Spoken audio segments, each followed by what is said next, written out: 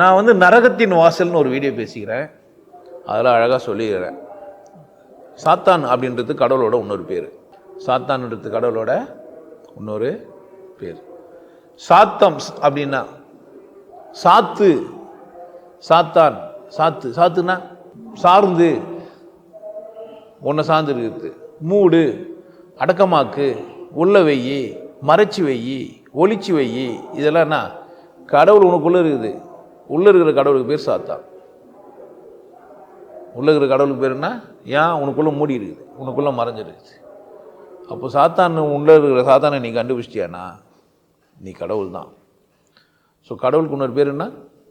சாத்தான். சாத்தான் வேறு, கடவுள் வேறு எல்லாம் இல்லை. சாத்தான் வழிபாடுன்னு ஒன்று பண்ணுறதெல்லாம் பார்த்துருப்பீங்க.